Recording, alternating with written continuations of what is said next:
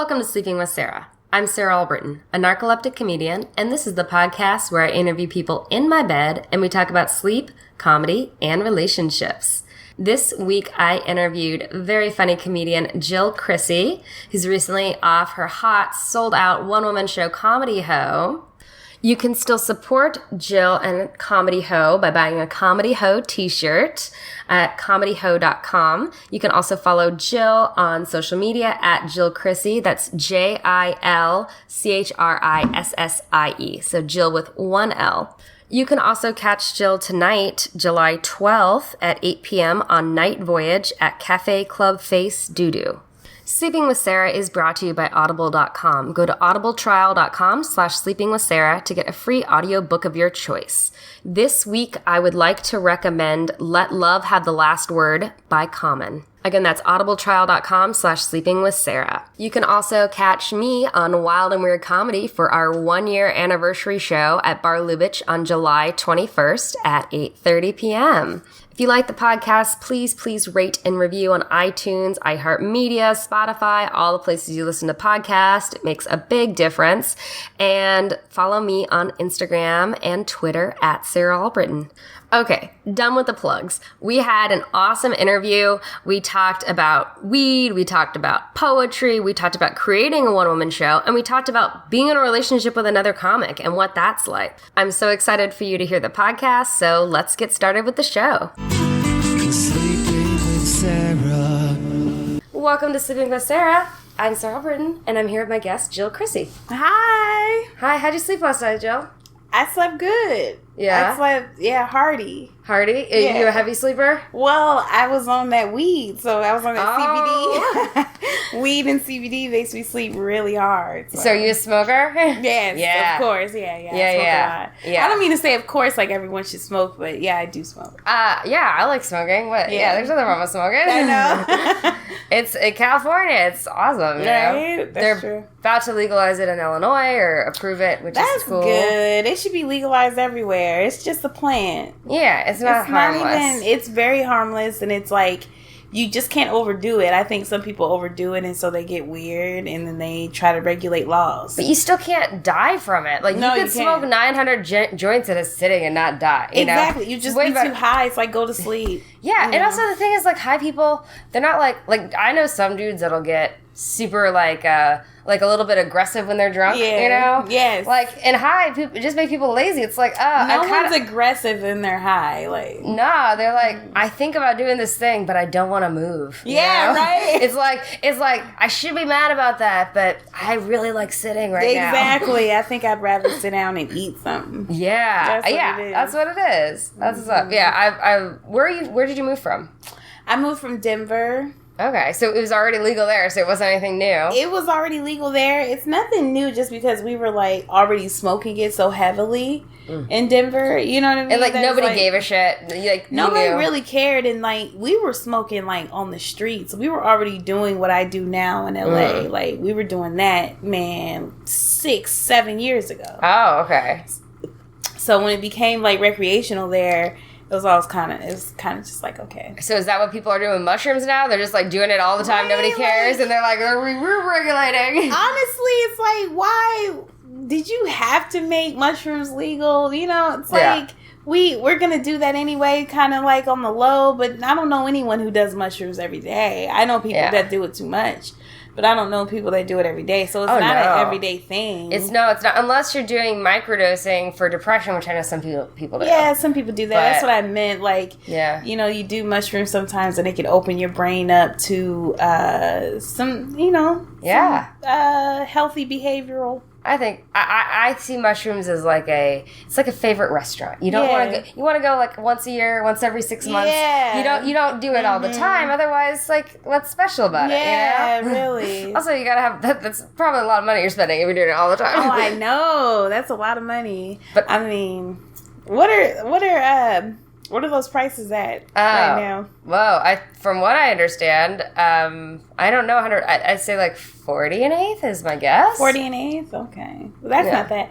That's not that bad. I feel like that's kind of like weed. Like weed, if you buy weed recreationally now, like it's expensive. No, well, it's not that bad. Like, well, yeah, I have friends that grow too. So it's like, and they're just like, here, an eighth for like $20. Cheap. Yeah. But if you were to go to a dispensary, especially like my day job is I work at a dispensary. Oh, yeah?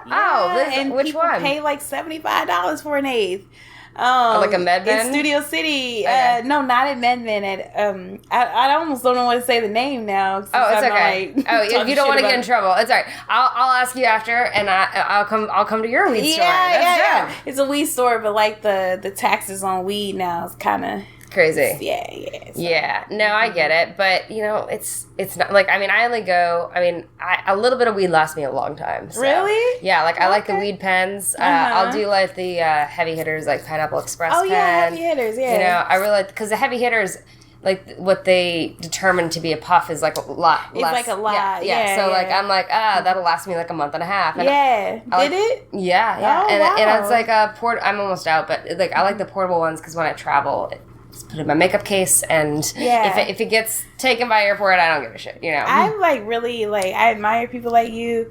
I'm also jealous of people like you because my tolerance is so high. I can't just like smoke like a pen and be satisfied in any way. Because you've been smoking for like 6-7 years for a while, and even when I take edibles now, I used to be like the edibles queen, where I take a really strong edible and I feel it. Like right now, the average amount of edible that people take who don't like smoke regularly is about 5 milligrams. I had to do like 15 to 20. You can do 15 to 20 because you smoke weed, right? Mm-hmm. Okay, so me, I need 100, 200 milligrams. Oh, damn. To feel anything, really. You're not like big or... I'm not like super big. I'm but thick. But you know what I mean. It's not like I'm not like humongous. No, absolutely so not. I know a skinny girl. I know a girl your size that takes like 200 a day. Because when you get immune to marijuana, like you really get immune. And there's no way to like... Unless you stop for a week, you're not going to feel high. And you're like, I don't know if I want to stop for a week. I want to be chilling. Nobody wants to stop for a week. So it's like you just deal with it. Like, man, I'm never going to be that same high I used to be. Have you ever gotten high with family at all? Like your parents at all? Not my parents. My mom, like, she does topicals, which are, the rubs and stuff. She does that. My dad doesn't do anything. He's a pastor, so he didn't do anything. Even if it's legal? Even though it's legal, he doesn't believe in any of that. He calls it crack. Alcohol? He calls all of it crack. What? I don't know why. That's too general. It's way too general. That's way too general to be like, that's crack. Sex is crack. Y'all some crackheads. Like, what? Like, all I did was, like, have a sip of wine. Like, you're a crackhead. Are crack. Yeah, really. They sell crack everywhere. It's insane. He thinks everything is crack. So he's not doing anything.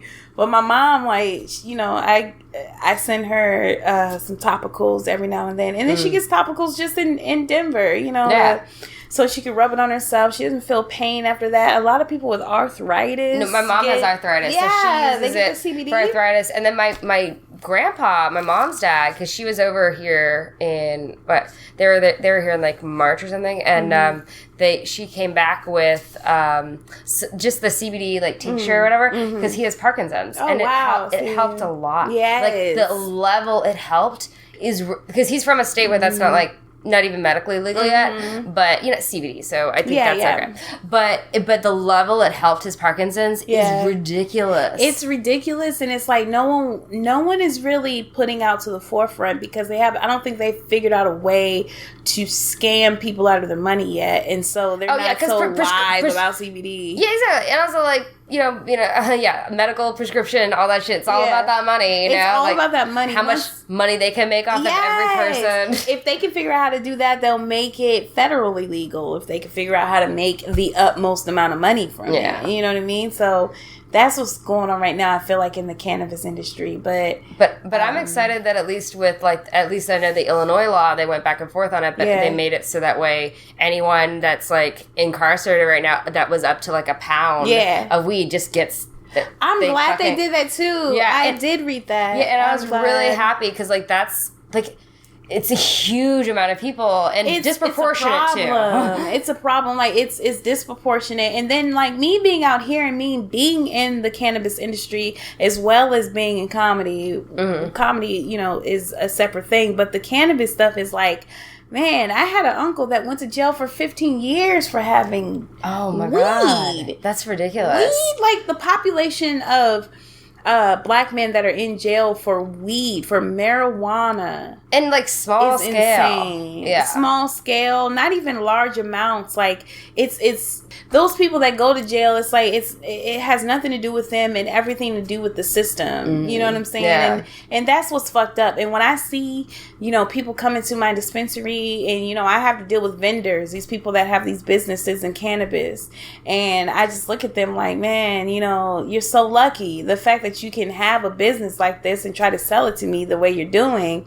But I know so many people who, I don't know them personally, but I'm aware that there are so many people still in jail for drug laws that are marijuana. Well, one of my friends was recently telling me that I think someone created an algorithm to go through so then they don't have to go through like each individual person's file, so that they can actually go through and like the algorithm can find the people that were under the certain amount, and so then it'll be a lot easier for them to find the people when they find those people. Well, I mean, why do they even have to have that to find them? Government's so archaic. I don't know how they do it, but he seemed to be a bit more knowledgeable about it than I am. But he was saying that basically there's an algorithm that this person created that basically they can plug it in. I was like, why do you need an algorithm? Like, why at this point? Or what are they using? Like, you know, what, Windows 95 or something? Yeah, like where are you at? Like, I feel like that information should just be available to you, especially if you're the one who did it. So the people that are in jail for those specific reasons, they should have files. Yeah. What is the algorithm gonna do? I don't know, and it's so weird because I mean maybe it's easier for people to like lie and say there was somebody. I don't know why. I guess. Yeah, it's just weird, and they just don't inform people enough.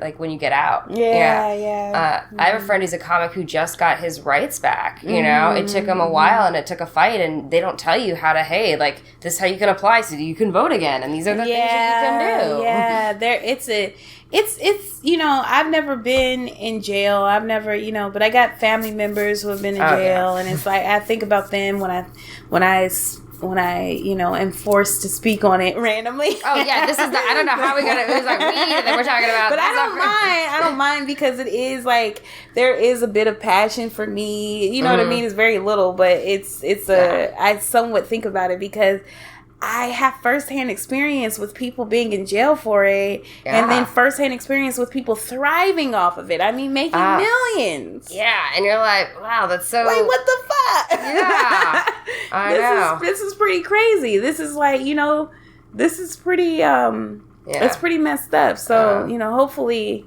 And did you work in the cannabis industry in Denver?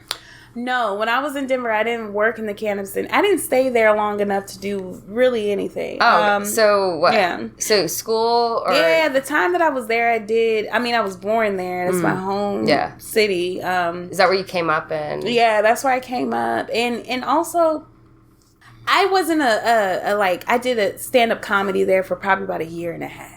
Okay. Maybe even a little less. Yeah.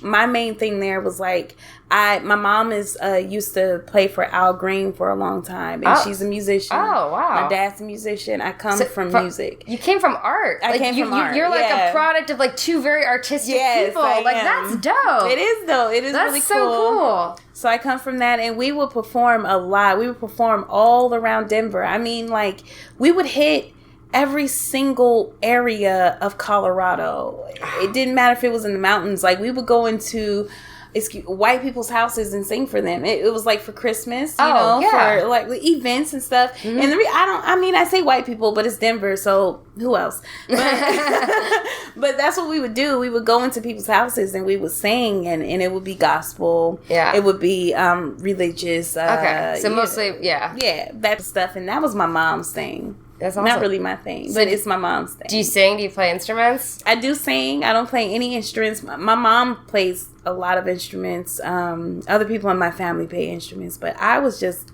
talk. Yeah. You know, that was my instrument. Yeah, I've had bad luck with instruments. I started playing guitar when I was 10, and then I broke my wrist 3 months later. Man. You know, and someone didn't want you to play. Yeah. And you know what? I can play. I can play ukulele. I can play a couple of chords on the guitar, which sucks because I dated a dude for 5 years that was a professional musician, and it's like I should learn. New rule: anybody I date, I'm learning a skill from them. Yeah, learn a skill. So when they leave, if they leave. No, this dude I'm talking to, he's fluent in Spanish, so we try to talk in Spanish. Yes. At the very least, I can learn how to talk dirty in Spanish, and that'll be, a skill I can use, right? It's just not a skill. It's just not gonna work out. I'm at least gonna have a skill from now on. Yeah, that's perfect. And so you started, was it anywhere in Denver, just the local stuff? Yeah, in Denver, I was doing a lot of locals. I started off as a poet. I can totally see that. Yeah, definitely. That makes a lot of, sorry, is that weird? That makes a lot of sense. Yeah. I started off as a poet, and I would perform a lot. I performed a lot throughout Denver, and I was just like poetry, like with the drum and like not with the drum, but I would do it very rhythmically, and it had a lot of hip hop undertones to it. Yep. It's just almost like a rap, but it was spoken word, so it was very loud and boisterous, and just and funny. So this is how I got into comedy. Was just like, I'm more funny than I am a poet. I love poetry, and I'm still a good poet. You know what I mean? But I'm more a comedian. I'm like a natural born comic. That's dope. Well, I think the thing is people don't realize, like, poets are like, who do I know that's a poet? Any fucking songwriter's a poet. You know what I mean? Like, songwriter, people don't think or associate, like, the other arts to poetry. Are poets, and they're like, I can't name a poet. I was like, bullshit, yes, you can. You can. I know dancers who are poets. Oh. I know architects who are poets. So it's like people who can speak poetry, well, there's a lot more to it. Meaning, like, there's a lot more, like, that you have to yourself. If you can think up words that not necessarily rhyme but go together, you know what I mean, and you speak something that people can identify with, and they look at it as something that's moving to them, it's like, that's poetry. You know what I mean? And I still do poetry even within my comedy. I feel and hear a lot of poetry, even within my stand-up. So I think I love poetry. I will always be a poet. Yeah, I'm Maya Angelou in my soul. Oh, that's awesome. I went to a couple of the slam poetry nights in Chicago. This place called the Green Mill, and those are really cool to go to. Did you do slam? So did you do ever? I did slam. Okay, yeah, I did. And for people that might not know, slam poetry is like slam poetry is like it's a competition. Spoken word is like, it's just like slam, but slam is a competition because you're doing it to be judged. It's like if you were doing a comedy competition. It's the same thing. Now, I never did poetry competitions. I barely do comedy competitions because, I believe my art is, like, bigger than whatever you have to say. Now, if they offer me money, I'll do it. Yeah, I love that philosophy, too. I'm like, you're working on your own shit. Exactly. I don't need nobody telling me, I'll give you a 5. Like, I worked hard on that. Fuck you and your 5. So, like, that's what slam is. Slam is a competition. Okay, so spoken word is the art. Got it. So spoken word is just saying it out loud, like, in front of any audience without like judging, and slam is being judged. Yes. Now is there like a rap battle but for poetry? Do you ever do stuff like that? Is that what it is? That's the slam poetry. It's like a rap battle for poets. Got it. Yeah, for sure. Are you insulting the person at the time or no? Well, I mean, sometimes they do. Sometimes they do, and sometimes they just speak about themselves, but their wordplay is what gets them over the hill. So, whatever you have to say, sometimes you speak about an issue, and your wordplay and whatever words you put together, however clever or smart you are, that will influence the, judge to give you either a high or a low score. Have you ever done it where it's like, here's a topic and just go on they give you topics too. Okay. They also do that. I don't slam. I never slammed. Oh yeah. I wasn't into that. I mean, I'm a poet, but I'm really just a a comedy writer. Yeah. So it was like I wasn't into that. I'm not deep into like, you know, poetry like But you said you made your poetry funny. Yeah, I did because it was, you know, anything that comes from your soul as a comedian is like, it better be funny. If it's not funny, you're not a comedian. Like, what are you doing? You should have punchlines. You know what I mean? At least one punchline throughout the, you know, the hysteria. Whatever it's called. But yeah, so I did a lot of writing. A lot of writing. So it didn't matter if it was like poetry or what. I do short stories. I do short fictional stories that I love writing. Awesome. They're all based off of reality, but they are fictional, and I enjoy writing that more than anything else. Those are fun. I do some exercises when I'm stuck. Like I've got like a writer's like toolbox, like basically like when you're getting blocked or whatever. They push you just a free write. Yeah, it's like got a first line or a last line. Yeah. And like just like random stuff. Yeah. So I like to just do that, and then sometimes I find myself writing like a short story. I'm like, oh, I haven't done that in a long time, and it's just fun. It is fun. It's like you get to see what's in your mind because you got a lot. We have a lot up here. Oh yeah, we have so much fucking stuff in our mind. So free writing is like you don't know what's in you. Yeah. Until you write, and it's like you see this full page of stuff, and you might take one thing from that full page, or at least you got it or out. Or that page might free up, like exactly, it might free up all the shit you're worrying about, and then you can actually get to it and write about the thing you're trying to write. Yes. You know, it's therapy. Yeah. Like, yeah. Do you write pilots or scripts as well? Yes, I do. I write scripts. I've written a pilot. I'm in the process of writing a pilot right now.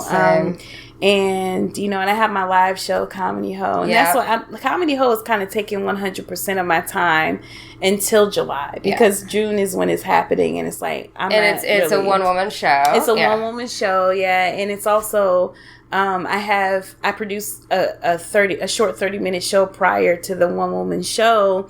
And so I have to kind of put some sort of attention towards that, too. I want to make it more of a brand. Than just my show, because I love that. Yeah. Well, and that's so smart though, because then you know you got Comedy Hoe. You have to trademark it. Yeah, I did. I trademarked it. Hell yeah! No, that's thinking. Yes, I love it. I did that because the saying Comedy Hoe is like, it seems just like a cute little funny thing. Yeah. But you know, bitches can take your shit. Yeah. And they, you know, although I will say for people that are listening, if you are concerned about that, you don't have to pay all that money to get it trademarked. You just got to have time stamps. You know what I'm saying? So if you put stuff out at a certain time and there's this time stamp on that, you know, you can still sue the person if you get, you know, thieved. Or also like something that's cheaper too. Buying the URL can also help protect you. Oh yes, having the whatever.com. Yes, you know, that helps. Like, and that's only like what, $15 a year or something. Yeah, so like something $10. Something like that. I feel like everybody just checks you like before they name a baby. Make sure that .com is available. For real. You better as a business person, you better make sure that .com is available. Well, it's kind of nice because your name is Jill spelled with one L. Yes. Yeah. So that's a little different. It is different, and it's been like really hard for me in my career though. Because like people want to follow me, people want to follow up with me, and they can't spell my name, so it's hard. I have to make sure I stay after shows and stuff and give people the correct spelling. Hope they look at the flyer. Well, maybe eventually people can just Google Comedy Hoe. And that's another reason why I did that. Yeah. So, like, I have sleepysarah.com, or I just tell people, hey, I have a podcast called Sleeping with... It's easy to remember. Yeah. And then people can find me even if they don't spell my name right. So it's like having something like that. That's smart. You just, like, Comedy Hoe. If I can just Google Comedy Hoe, Jil Chrissie comes up. I'm like, all right, that's comedy. Yeah. That's her, you know? That's what I'm talking about. See, that's what I mean. If you do put Comedy Hoe into your search engine... It's going to have, not only my store comes up, but my name is under every shirt and hat. And it's my store, so you can buy Comedy Hoe stuff. So I saw some of your swag. You got like a swag bag and like some cool things. Well, that's our sponsor. Our sponsor is Hoe to Go. Hoe to Go is this cute company. Is it like, hey, I might not stay at my house tonight. This is the shit I need. Yeah. So when you go out and you have your little one night stands, or you have a night with a guy, and men are awful with stuff. They don't have what they don't. Like half the time, you're lucky they have toilet paper. Like really though. And we have wipes in the bag. The bag has everything. It has flip flops, leggings, a hair tie. It's got toothbrush, toothpaste, all the stuff that you need to have just with you as a woman. Yeah. You know what I mean? It doesn't have condoms. Yeah. Well, so that's the only thing. Yeah. Everything else. So I have like a really small toothbrush that I have just in my purse at all times, just in case. That's smart. It's like about this big, and it's like a half thing. You just like pull it out, and it's like. It's just good to have. It's good to have. Because I don't know how my night's going to go, and if it's going, like, in a good way, why not? Why not? And then also, you don't know especially if you're single. Yeah. You don't know, you going out, you kicking it, you partying, you're beautiful, you're probably going to meet somebody. So when you go home with someone, you just want to make sure you stay, good. Because the next morning, you don't want to be leaving out with your fucking clothes on from last night and, and your hair and all that stuff. Like, girl. I don't know, to be honest, I'm the dude, I get him to drive me home. What'd you say? I get him to drive me home. Oh, well, yeah, or get his ass to drive you home. Yeah. Either way, if he drives you home, you want to make sure you have your leggings and your hair tie and your fucking face mask wipe and all that stuff like that. Oh, yeah, because those things are small. I'm low-key on I don't wear makeup much, let's just be honest. I'm just, lazy about it. I do sometimes, and sometimes I'll try and stuff, but I'm not one of these people that, would leave a mark on the side of the pillow. Oh, yeah. But I've got good friends that are, and then they have, a lot.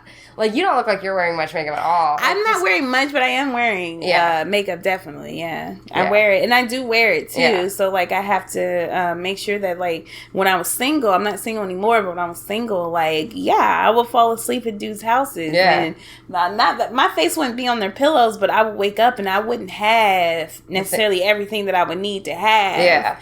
And so it would be awkward as fuck. Yeah. But I would have to figure out a way, basically, to just try to clean up myself in their bathroom with what they have, which is usually nothing. Yeah, unless they've got a girl roommate, which is kind of lucky, Yes, in LA, that's lucky. Yeah, and you're like, all right, here's a street. I'm gonna borrow that. Right. And they're also good for gifts, gag gifts. If you just give it to your whole friend, it's called Hoe to Go. It's it's made from other comics. There's other comedian girls that actually made it. Oh, who else? Dicey. Okay. And another girl named Brittany Smith. Okay. And they're the creators of it, and they have it out now, and so they're the ones that's sponsoring my show. And when I heard about it, I said, "Oh my God, that's amazing name! I know that's a great. It's perfect." So I like that. Yeah, it's a good. Good thing. So you're not single, yes? No, I'm not single. Yeah. So how long have you been in a relationship?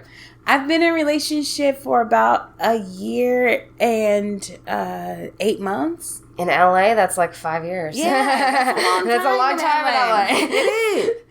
I didn't realize that until I moved here. It's it's very different, but I like it. It's super different. And what's good though is that he's not an LA guy. Yeah. He's a Cleveland guy. He's from, Ohio.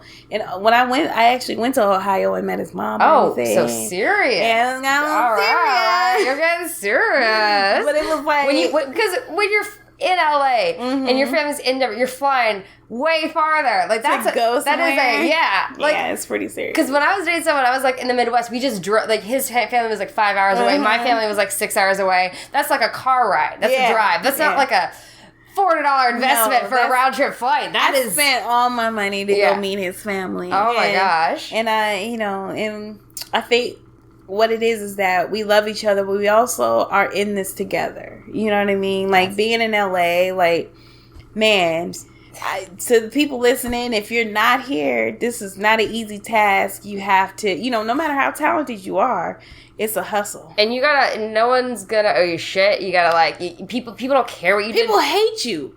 They hate you out here. they're like, why is this bitch so funny? I don't like her. Yeah, it's that weird energy. I'm happy for people that do well, that are doing awesome stuff. Exactly. I'm and it is a different vibe out here. Yeah, it's a different vibe. But you gotta be strong. You gotta just keep working at it and trust in yourself. You do, and you also have to you have to understand that this is a big city and it's one of the biggest markets you could ever try to tackle. You know what I mean? So I think that if you are out here, for the people that are out here, to like, be nice to yourself. Yeah. If you don't achieve something, it's like, well, no one achieves anything. It's like literally a crapshoot. It's very hard. It's like winning the lottery. You're very smart and you're talented, and don't let people tell you that you're not. You know what I mean? Good. That's basically what it is. Don't let anyone say that you're not. Keep going, and you'll get to where you need to be. And create your own shit. Like, don't wait around for somebody. Like, run your own show. Create your own one-woman show. Yes. Write a pilot. Like, there's lots of things you can be doing instead of just waiting for shit to happen to you. Because that's not... Man. In LA, they got lots of people... If you wait, you will be broken homeless. Yeah. Like, there's no way around it.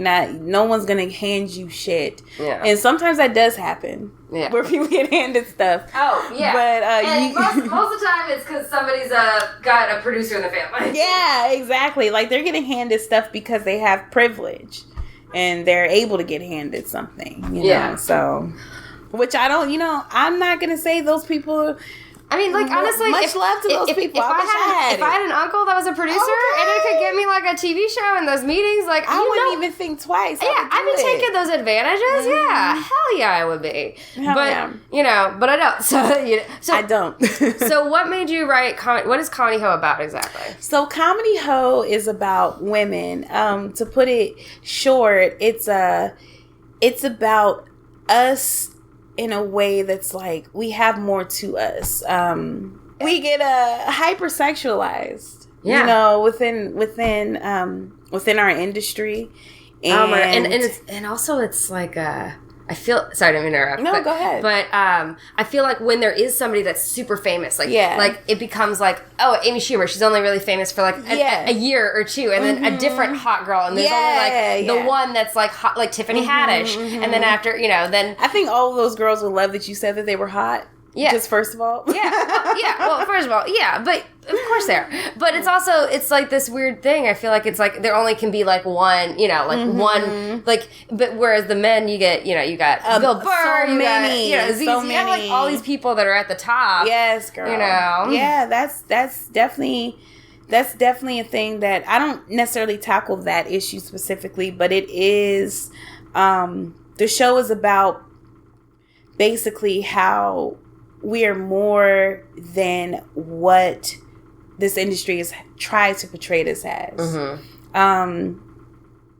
It's about, like, I have a story within it. It's called Riley, and Riley is a story where I talk about substance abuse, where I talk about having issues with alcoholism and drugs, and I think that basically, with that being said, I get to explore how we are so multidimensional human beings. As you know what I'm saying? Like, this is the first time of me having actually talked to someone about this. Oh, no.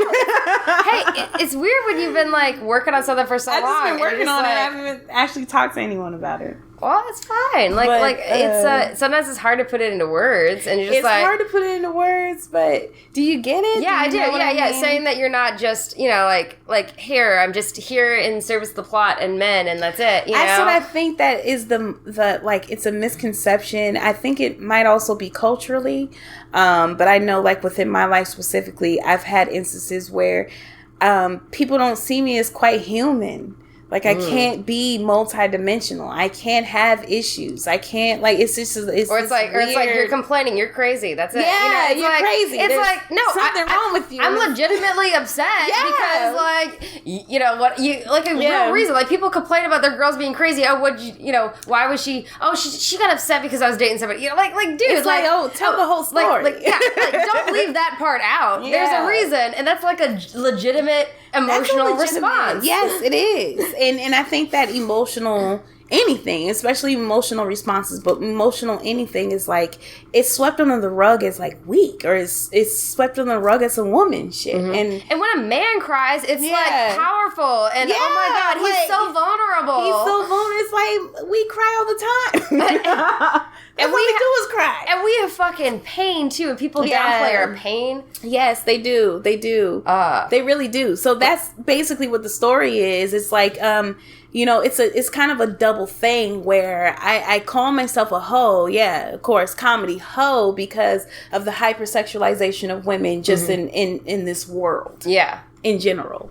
And also just to pull people's attention to the show, Yeah. So then I can let them know, like, oh, you thought I was going to talk about this one thing. Well, here, I'm going to let you know about how I really feel about this. Let me let you know that I have so much to myself other than not only my outer appearance, but my inner appearance. Yeah. Like the way that I appear to the world just as a woman and as a black woman is like, you see me as like this one-dimensional character almost. And I have so much more to myself. And that's the thing with everybody. Like, I think that's the same thing. Like, everyone has so much more to themselves. They're not just one issue or one thing. Like, you like to smoke weed. That doesn't mean that you're, that you're just wild and out there. You know what I mean? Like, you could be, but you know what I mean? Like, you smoke weed. You've got, a dad that's a pastor. You've got, like, you have a wide variety. There's so many.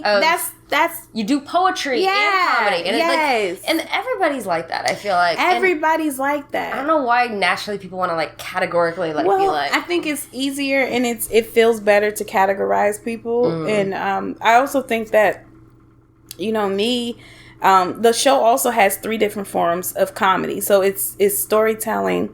It's comedic poetry and stand-up. And the reason why I did that is the same kind of like conversation, the not put me in a box conversation. Yeah. It's just... And also to get your point through in different ways, which is cool. Because not everyone can get, like, some people can sit next to a show and, like, you can talk, and they'd be like, oh, I get what she's saying. Yeah, exactly. But some people prefer it in a sketch or... Yeah, they prefer it that way. But see, the thing with my show is that at no point in the show will I directly say what it's about. Oh, I like that. Because I just, me being who I am and me being a woman and me performing, that's enough. Yeah. I'm telling you what I'm trying to tell you by being the representative of what this is. I like You know what I mean? Yeah. I don't have time. Yeah.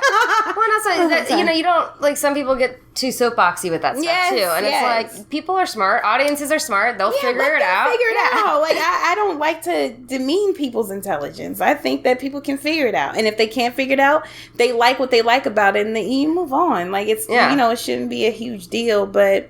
It does mean something to me. It definitely means something to me. But I'm constantly having to figure out what that something is. Not that I don't know, but there's a fuller something. And it can evolve. Like I know lots of people with one-person shows. One of my first interviews on the podcast, Dave Marr, he did a podcast because he was in a coma for 3 weeks and almost died. And then he woke up and like people had already thought he was, so he did a whole show based on that. Oh, wow. And he's still been, I think he's going to Edinburgh this year. Oh. But he's been developing it for like 2.5, 3 years. So for a while. Yeah. So it's like something he wrote it, he performed it, he adjusted it, he's worked it, and now he's finally going to go to Edinburgh this year, which is like cool, It takes so much. It's because it's all of you, but then that's like a whole hour of you, and like people are there to see you, and they're like, oh, it's an hour? I'm going to be entertained by Jil Chrissie. I know, right? If it's an hour. See, I did do an hour. Oh, was it an hour? Yeah. So I did an hour. I did an hour. I did the show already in October. The first time I did it was October of last year. Okay. And we sold it out. It was a nice evening. And I was just trying to test to see if it would work. Because it's like a different type of show. It's a bunch of different art forms just kind of mixed into one thing. Yeah. So I was like praying and hoping that it would work. And if it didn't, we could laugh about it, Exactly. Well, that's the same thing. Like people can... I'm sure some people that are writers or creators of TV show came up with a show and you're like, oh god, that was like at first that was shitty. So but the first performance actually did go really well, and so it influenced me to do a second one in January on my birthday. So I did a second one, and we sold out again on my second one. On your birthday, you better. Better. I'd be like, that's part of the reason why I did it on my birthday. I was like, really? Y'all not my friends? Like, y'all don't love me? You guys are going to come out and have drinks with me, but you're not going to come to my show? You're evil. So I had that show, and that did really well. And so now I'm like, okay, well, all right. Well, it's a show. It's a show now. Yeah. And I cut it down, though, to 30 minutes. Okay. Because I think that precise, like, if it's a little more concise. I didn't mean precise. Conciseness to me is better, especially right now because of social media and stuff like that. Like people's attention span. Yeah. It can only last however long because, you know, we don't have to look at things for a long time anymore. Yeah. Maybe if it's a movie, but even with movies. And even books too, you know, like books. But, you know, but people like do audiobooks now. Like people are... Yeah. People are dumb now, so it's like you can't. Like people are dumb now. People are dumb as fuck. So you know, it's like I took it down to 30 minutes, and then I have. Do you have a director? Or? I do. I have a director. Her name is Allison Allwine. Okay. And I went to school with her. We both majored in musical theater, which is a shitty major. So we are now friends. Musical theater. Yes. I was a theater and with a minor in dance. I didn't. Oh wow! Look at you. So what musicals were you in? Man, we did everything. But I was in Ain't Misbehaving. That was my first. That was my favorite one, and you know all the black ones. Color Purple. I wasn't in Rent, but I helped with Rent. Oh yeah, Rent's dope. One of those, yeah. That was pretty much it, though. I didn't really stay too strong. Yeah, they only did a musical like once every 3 or 4 years in my school, and they did Hair my freshman year. But I wasn't cast in that. I was cast in Balm and Gilead that semester. Oh, okay. But they did Hair. Mm-hmm. Oh, you know, yeah. Yes. Oh, hell yeah. Of course. Yeah. I was a heroin addict that's like trying to hit him up for money. Like, he like tries to choke me or whatever. It was a guy role that they switched to a girl role, which I appreciate. You know, but like my parents like first role see me in college. I'm like pale as hell, looking like a heroin addict on stage. They're like, what? Well, that was my role. I mean, they get it. They but probably like, respected it. Yeah. well, the research of that role scared me the hell away. Did you? What did you? I taught. Did you? How did you? We had to do like a lot of method. Did you do method acting? No, not method that way. It different. So, for example, I lost my wallet one day. I don't know where it was, and so I decided to tear apart my room like somebody would looking for drugs. So I completely my doormate was not happy, but I tore it apart. I was like, "Where's my wallet?" And so I tried to use that as like a thing. And we did interview. I interviewed somebody that on the phone that had taken heroin and like had to go to a methadone clinic because because literally your body becomes dependent on it. And I watched Requiem for a Dream way too many times. Yeah. And that scared me the hell away from doing anything like that. Wow. What about you? So were you musical theater the whole time? Yeah. Yeah. I was musical theater the whole time. Where at? AMDA. Oh, okay. Do you know about AMDA? Yeah, I've heard of it. Yeah. I just thought I was. I don't know where it is. Here, I saw like this AMDA security card. It looked like a real like police car. I was like, what the fuck are they doing up there? But anyway. And where's AMDA at? Is it here? AMDA is in Hollywood. Okay. Yeah. I don't know exactly where it is, but it was off of Vine when I went, and so it's probably still there. Yeah.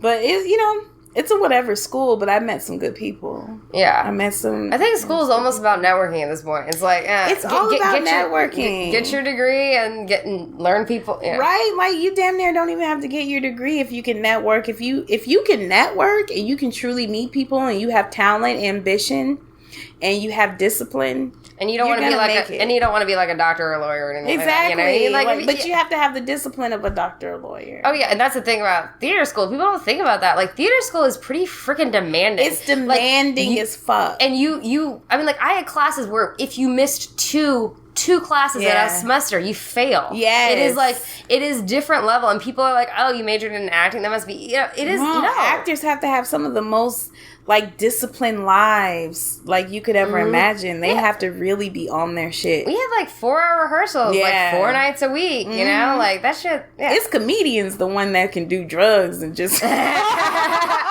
We're the ones that could just fuck over our whole career and still make money.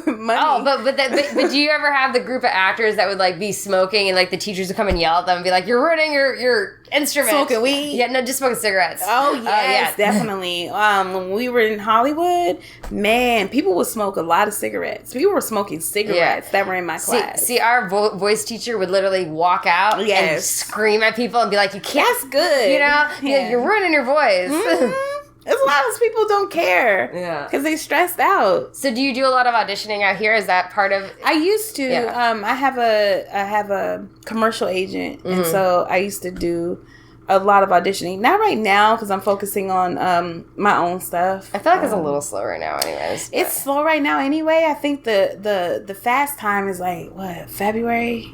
Yeah, like, February for Pieds, but then it'll probably pick up again in July, I think. For with really? with the smaller roles on shows and stuff. Oh, theatrical roles and stuff. Oh, it's theatrical. Oh, yeah. I guess I think more in terms of that. But, oh, yeah. But I think that's also where you kind of get the box thing, where it's like, you know, the freaking character descriptions on the roles and shit. You're just like, okay, and it's always like, she's smart, but she's also really hot. Yeah. It's always hot. It's always hot. Yeah. She's a teacher, but she's got big boobs. She's hot. And she's hot. You know what I mean? Exactly. You know? And it's always like the dudes' descriptions aren't like that. Do you ever walk... The men descriptions are not like that, no. Do you ever walk into an audition and see people that look just like you?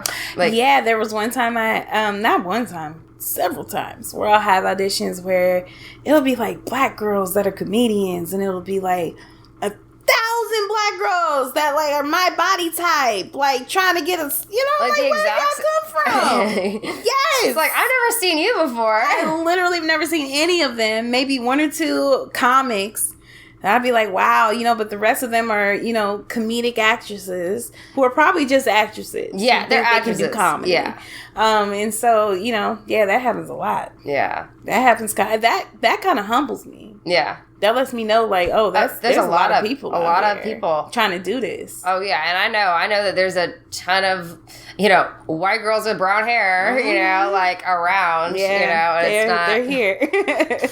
Yeah, it's weird when you see people that like look like almost, you're like, oh, that's like identical. Very close to me. Yes, okay. It's crazy. Yeah, like you just know you are replaceable unless you're the creator writer of that. You're replaceable when you're the creator. Yeah, look at Community with Dan Harmon, like got kicked off his own show for a couple seasons. Larry Wilmore got kicked off of Bernie Mac's show. He created that show and got kicked off of it after a season. I don't know which season it was, but got kicked off of his own project. It's like that. Mm-hmm. You can sell your project, and when you sold it, you no longer own it, so you can get kicked off of your shit. Or it could be something like what happened with Cameron Esposito and Rhea Butcher, where they had a show on CISO, and then they filmed the season 2, and CISO like went bankrupt, and then they couldn't get. I think they're still working. They filmed this whole season. They had it like done in the box, shit. and it never showed. They couldn't. No, they couldn't because they owned the people owned it, and they wouldn't release it to them. And my god! And it's like, do you know how many people's careers have ended because of like business decisions? Oh yeah, it's so fucked up. It's crazy, like especially people who are in the music industry. Musicians. Fuck. That's what I see the most of, because I've been watching like, you know, people's backstories of musicians, because I love music. You know, I come from music, so like music is my thing that I do as a hobby now.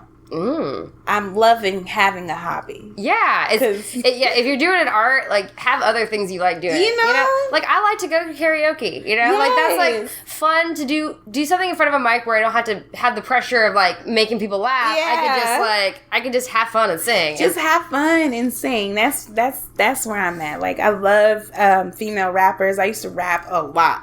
So okay. So rappers. Yeah, I used to rap too. They remind me of me. Yeah. You know what I mean? So I'm like, oh, this is what I probably would have done if I would have stuck with it. But anyway, what was I saying? Music, hobbies. I completely forgot. It's okay. Something about music. It's fine. Yeah. I haven't explored the music scene as much here, but I have been to the Sofitel Jazz Night, which is nice. Dope. It's on Monday nights. I don't know if you've ever been, but that is like I've never been. No, it is like they have like Grammy Award winning people like popping in. It goes to like 1:30, 1:45 in the morning. I remember what I was talking about now. Oh yeah. No, keep going. Yeah. No, but like stuff like that, and that's like a really cool scene. Yeah. A good mix of people, but they have like great people popping in, like, you know, like it's like it's jazz, people just popping in doing songs. It's like I love dope. Jazz, and I love artists, and it's a shame that like art has nothing to do with this industry. Yeah, it's not art. It's sellable. Not art. It's about sellable. It's about money. It's about money. But I still believe that you can find your balance with both, you know? And I think you can, but on your side, you can find that balance. But on their side, it's about money. Well, that's what I love about stand-up is even regardless, like eventually, like with TV shows or whatever I end up doing or whatever, if there's a role or something I don't want to take, I can just be like, all right, I'm going to go on the road and just do shit on my own. And so you have smart. that. Yeah. You have that something. It's almost like a blanket. Yeah. You know. And it's also, you also like have your own business or I have my own podcast. Yeah, like, nobody owns that. I'm not going to, no one's going to want, I'm not going to sell it to anybody. Yeah. That's super smart. And you're smart with all the merch and everything already. Like, well, I have figured I had to do that because it's like if anything, I feel like my show, it's doing as well as it possibly can right now, and I got big people in Hollywood that are interested in the show, you know what I'm saying? Which is nice. Yeah. That's always nice. But at the end of the day, it's like, I've had that before. And people talk a lot. Yeah. Yeah. That's all they do is talk out here. And so my main thing is like, I want to make sure that I have my own shit. So I could put a shirt on Tiffany Haddish just because I'm in the scene. Yeah. And Tiffany Haddish, all of a sudden, she has a Comedy Hoe shirt on. And, and it's like, I can build my business. And I don't have to worry about these people, And I think that's so smart because I think people don't think about it. They think it's just about the art, but you have to have the commerce side too. Yeah. And one of my writing mentor in Chicago, Michael McCarthy, he taught us that. He was like, hey, it's not just about the art. You also have to run a business. Yes, you do. Like that's getting the job is part of running the business. Yes. Like, and it's in LA, it's different. I've had my nights where where I do stand up, and then sometimes that's why I like to live here because then I can go like last night I was late night at the Improv, hanging out and showing face and talking to people, because you have to. But also you meet so many cool people that are doing awesome things and cool projects and stuff I never thought about. Yeah. That's true. I mean, and that's like that's a great thing, and I think that's a benefit to like living out here. You know what I mean? Because it can get a little like depressing when you start thinking about like, why am I paying so much money to live out here? Like, why did I do this to myself? I could probably go live somewhere else and still do the same thing. But really, the opportunities out here are from relationships. Yeah. It's like when you really think about it as a human being, and the people that come into your sphere is like, some of them stick. And it doesn't matter what background they come from, they stick.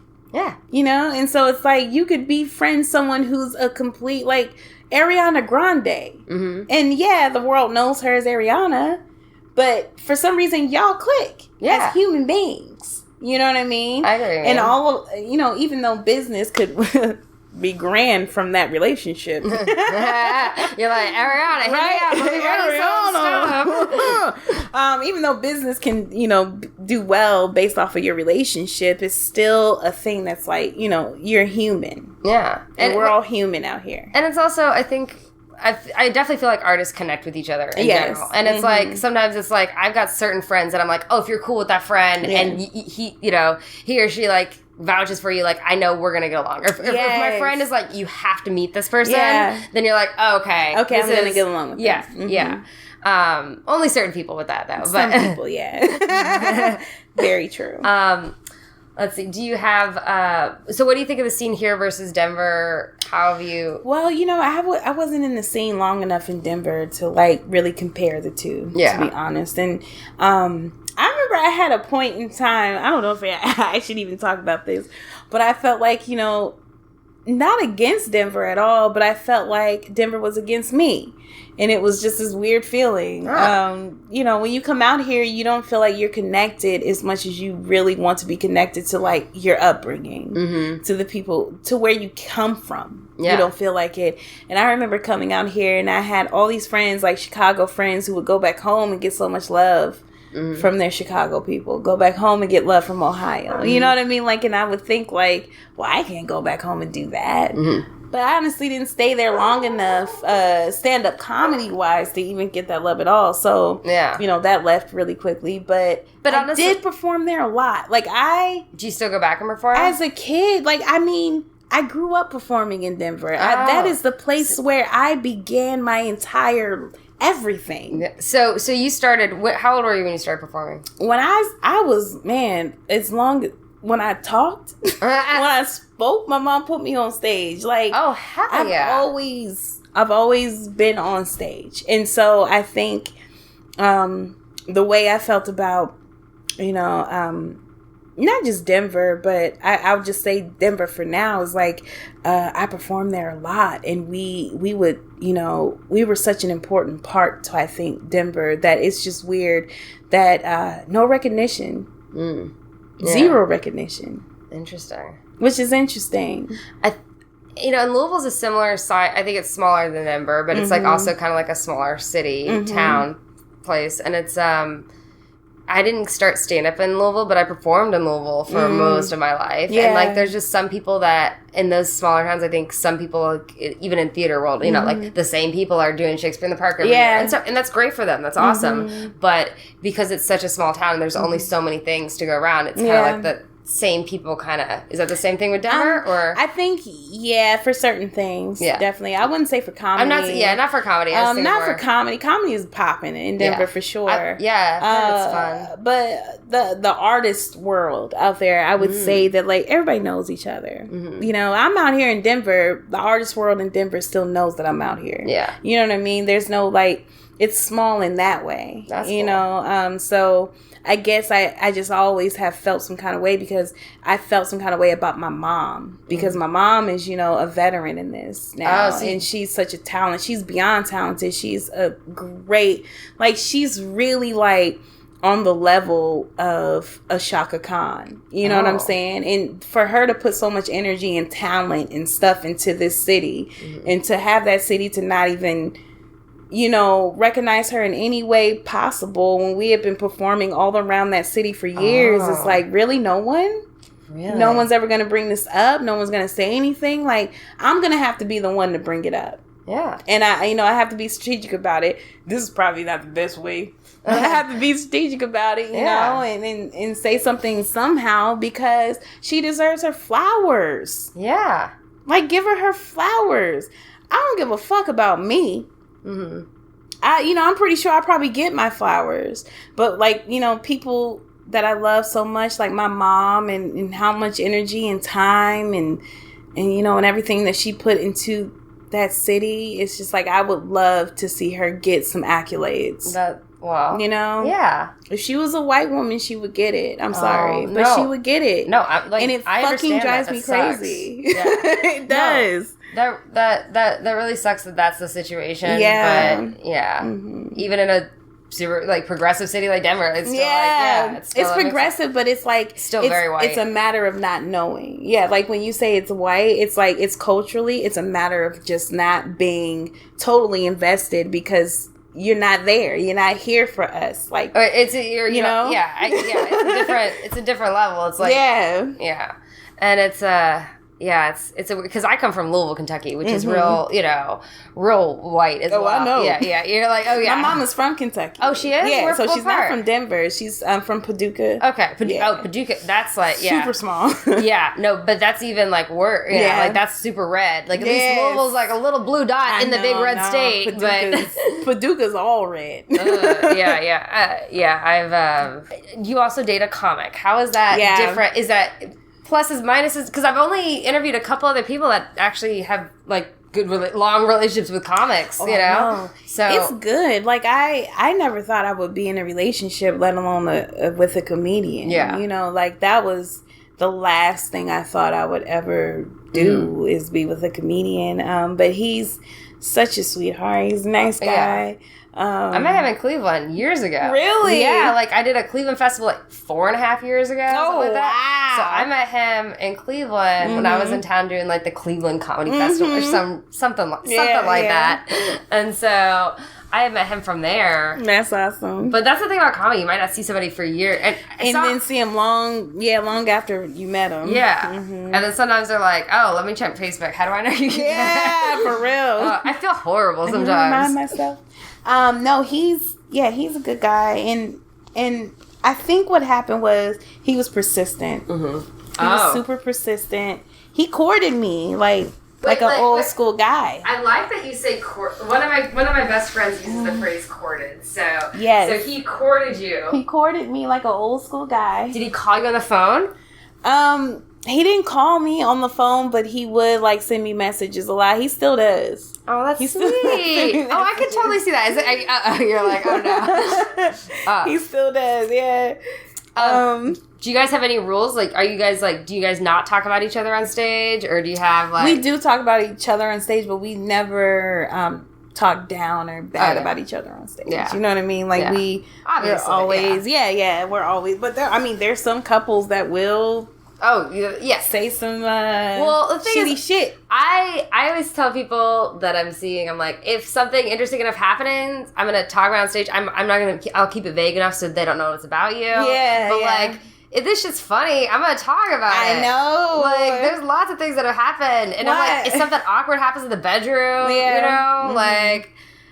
I do a joke. I do a joke where I say he's a little bit smaller than me, so I have to sex. I let him wear my t-shirt. And that's a funny thing. I think it took him a while to kind of be okay with that joke. Yeah, you know. But you did it anyway. See, that's the thing. Like, you don't want someone's gonna hold you with back. The cum joke that he makes me orgasm, so he's okay with it. So he's like, all right, you know. Yeah. He's like, all right, as long as you that's such a guy thing. It's like you can talk about what he says, but like as long as you say I make you come, it's okay. Exactly.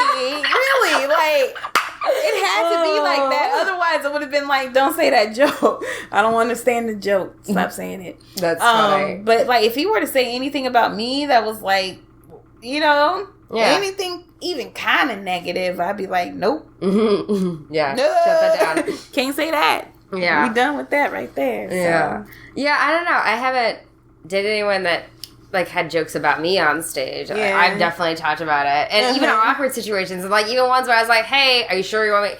Because I dated this dude that and it's just a genuine, like, I didn't know how to react to this request. Because, you know, like, fantasies and things like that. He wanted me to say the N-word during bed. And I was like, I don't feel... Was he black? Yes, he was black. Oh. Yeah, to be clear, yes, he was black. He was black. Let's make that clear. Okay. But I was like, I don't know how to react to this. Like, what do I do?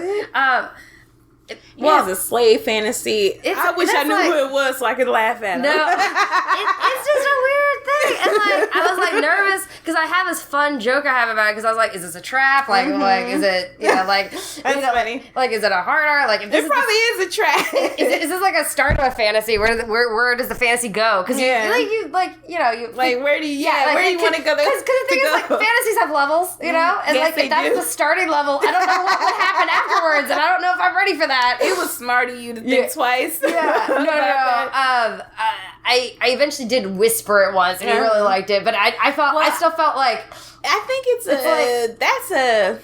unfortunately, I feel like that is one of those things where like white guys that date Asian girls a lot. It's like what do you call it? A fetish? Yeah, it's like along the lines of a fetishy type of thing. And I think it's okay because he's the one asking for that, and it's not but it just made me. But I didn't really, you know. But it's like it makes me uncomfortable, you know. Yeah. So my joke isn't about me saying it, it's about me like being uncomfortable, just being put in that uncomfortable situation. And it's a fun joke I like doing. Yeah. But I was nervous to do that joke, you know. And he liked it. He laughed, you know. He had. You know. Oh, I get. Okay, so he liked it. No, but this is. But I was telling that joke. I only tried it. It took me like about a year till I actually tried it. Really? Yeah. Wow. Why? Because you were afraid. I felt uncomfortable. I felt wrong. It felt against every instinct. You know. I get it. And it's like I don't know. And it's like. Yeah, like, you know, but it's like eventually, you know, like a guy wears you down eventually, you're gonna try anal, you know. Yeah. It's like, come on. Eventually, you're gonna eat my ass, you know. Well, they try shit because we want to try shit. Like, we're disgusting too, just like they are. And that's the thing people need to embrace. Yeah, girls are just as Like, are you kidding me? I want dudes to do all kind of weird shit to me. You know, just to try. Yeah. Why not? Hey, you only live once, you know, don't knock it till you try it. Yeah. Just try it. Just try it. If you don't like it, don't do it no more. But yeah, like, the fetish type stuff, I don't have any problem with that. I have no problem. You know, I'm from Colorado, so the first people I had like sexual experience with was white people. Yeah. So, you know, and I would notice that, like, especially white guys, they just would have a lot of questions for me. It would be about the hair questions. A lot, right? Definitely hair. Yeah. Definitely hair. Yeah. And it's like, what do you want to know? like, what is it? You want to know how much I spend on this? Yeah, like, you give me some money. That's fine. Please, give me some money. No, but yeah, so definitely like hair questions, sometimes family questions. There's stuff they didn't really understand, you know? They're kind of just dumb questions, parents right? questions, yeah. Like, just little stuff, you know, they want to know. But I had a lot of questions for him too, so I think it's just... Were there things culturally you didn't understand about? Absolutely. Like, oh my God. Yeah. Yes. Okay. Like yes. What's an example? Let's see. What would be an example? Like, I would go over to his house and, what's one thing? Like, when we would wake up and go have breakfast, that was one thing. Breakfast was weird because in my family, like, breakfast... We would get up and there would be like gospel music playing. Oh. And we would be sitting there. We would say our grace before food and we would eat. And it'd be like, you know, like bacon, eggs, and, you know, some type of toast or something. You know what I mean? And I just felt like weird because I when I would spend the night at his place, I would wake up and his parents would just be so free and open. And it would make me feel weird. But I liked it, you know, but it would make me feel weird because... There was no structure. We would get up and we would have to, you know, we would eat, but it was just like, you guys had like standing up, eat, you know what I mean? Like, it was just wasn't any. You were in a hurry family. Yes. Yeah. Like, it was just very, very different, a very different feeling too. Which I didn't have any problem with it or nothing. Yeah. I thought it was fine. No, that's cool. That's basically how I live my life now. Yeah. Well, I think that's what's cool about it. Like, I think that culturally, also just families are different, too. Yes, families are different. My family is loud. Like, if there's a problem, we are quiet. And I dated a dude for a while. His family was just quiet all the time. I'm like, what is wrong? Like, everything is wrong. You know, but they were just a quiet people. And I'm like, I'm a loud person. Yeah, you know? What am I supposed to do? Just be quiet? No, probably. But I don't think you should. That's exactly another, be quiet. That's probably why it's with you. Because, you know, whoever, you know, you're dating and you go meet their family and you're the opposite of their family, well, they're dating you for a reason. Yeah. They need you to be opposite. That's a very good point. Yeah. I like that. Yeah. Well, as they're winding down the podcast, I usually ask people what your dreams are for the future since we're in bed. For the future? Well, you know, I want to continue to work in this business and, you know, and get paid more. Get paid more. Yeah, that's good. That's my ultimate goal. And just stay happy. Like, I want to stay happy. I want to stay ambitious, but for the right reasons. I want to be money motivated, but not to the point where I'm hurting anybody. And I just want to. I really like that. Live, yeah. No, I really like that you're like responsible, like money motivation. I've never heard that as an answer before. That's great. It's like I want to be ambitious and motivated by money, but not like become like soulless. Yes, you know. There's so many opportunities to become soulless. I know, it's scary. Really opportunities out there. So that's what I don't want to do if I can help it. Well, I think you definitely got a lot of soul in you, especially with like poetry and all the things you're doing. Yeah. And I'm real excited to see where stuff happens for you. Thank you. Thanks so much for doing the podcast. And thank you. We always end by saying good night. So good night, everybody. Cool. Good night, everybody. Good night. Bye. Thanks for listening to Sleeping with Sarah, where I slept with Jil Chrissie. Be sure to check out Jill on Instagram and Twitter at Jil Chrissie. That's Jill with one L. And check out some of her awesome merch on comedyhoe.com. If you like the podcast, please rate and review on iTunes, iHeartRadio, Spotify, and Google Play. We're brought to you by Audible.com. Go to audibletrial.com/sleepingwithsarah. I'm releasing a new podcast each week, so please tune in to find out who I have in bed with me next. Thanks to Josh Bryant for the music, and if you want to find out more, please go to sarahalbritton.com and follow me on Twitter and Instagram at Sarah Albritton. Until next time, good night.